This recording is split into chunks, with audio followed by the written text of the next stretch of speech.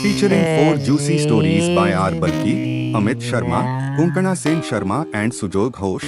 This anthology works rather well. I always find anthologies more intriguing and engaging than a 3-hour-long feature film, more so because they present different stories joined by a common theme and rarely digress. It's been 5 years since Indian audiences were treated to 4 neatly packed stories in form of an anthology called Lust Stories.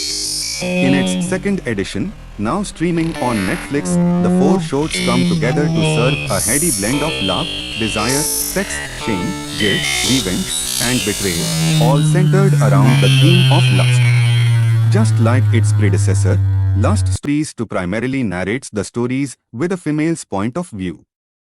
Exploring modern-day relationships through the lens of sexuality and physical desires, the anthology has been directed by 4 skilled filmmakers, R Balki, Konkona Sen Sharma, Sujoy Ghosh and Amit Sharma, and each brings a different perspective on how a woman's sexuality is commonly looked at in our society, and what needs to change.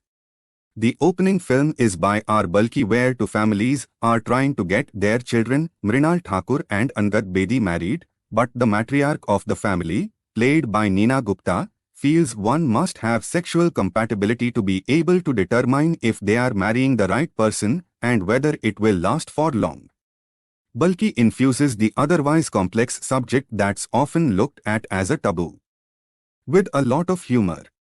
The short appears to be a subtle take on all those families who pretend to be extremely modern and forward-thinking, allowing their children to choose a partner of their choice, but the moment you mention sex, there is awkwardness and complete radio silence.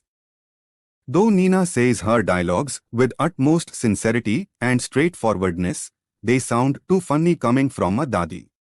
There might be an understated sense of discomfort when she compares sexual climax and Metricton Fuji eruption or discusses details of her bedroom life with her granddaughter, but Neena brings so much ease and flair to this part that it almost turns relatable.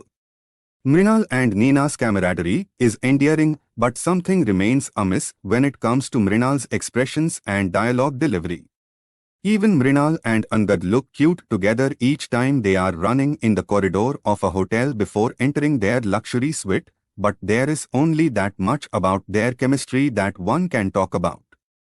Angad, I felt, deserved to get a little more screen time and a few dialogues at least. Neena brings up the forbidden topic in the most hilarious way and leaves you with a smile. Moving away from Balki, a familial setup is Konkana's short that switches the mood to a more intense, darker, and deeper tale where women's desires remain hidden and never get spoken of publicly. Between Tillotamasham as a working woman living alone and her house help Amruta Subhash, it's almost impossible to choose who's the better actor. The finesse they bring to their characters is beyond perfection. In the earlier Lust Stories, we saw Bhumi Pednekar play the role of a house help who gets into a sexual relationship with the bachelor she's working for. Here, Amruta takes things a notch higher with many more layers and dimensions added to her part. Tillotama, in some of the most difficult scenes, never looks hesitant and delivers a convincing act. My favorite of the lot in terms of story, narrative, screenplay and aesthetics, Konkana's segment effortlessly highlights the class divide and shows how, when it comes to lust, it knows no caste, color, or gender. The way the director makes her characters talk to you through their silence is the most impressive bit that leaves an impact. There is so much unsaid for one to assume and conclude, yet Konkana doesn't leave room for any doubts. Moreover, the way Konkana makes both her protagonists look so comfortable in their skin tells a lot about the understanding a director has on the subject they are touching. There is a scene where Amrita is sleeping with her kids and husband in her dungy and cramped house, and then she smiles thinking about her day that went by. It leaves you with so many thoughts. Beautifully written and equally well shot sequence. It's a very brave and courageous attempt at letting women come to terms with their sexual desires and accept what's real and not feel ashamed of anything. And this short sends across the message so subtly yet strongly. Perhaps one of the much talked about and anticipated short, Sujoy Ghosh segment, I found the weakest of all. Other than the whole buzz around Vijay Verma and Tamanna Bhatia's kiss and chemistry, the film never draws you in or has anything to keep you hooked.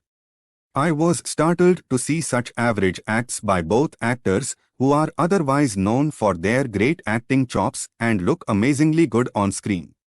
Neither their characters strike a chord nor anything they say leaves any impact. The segment starts off looking quite promising but loses direction midway and by the end of it starts to look quite lame and lustreless.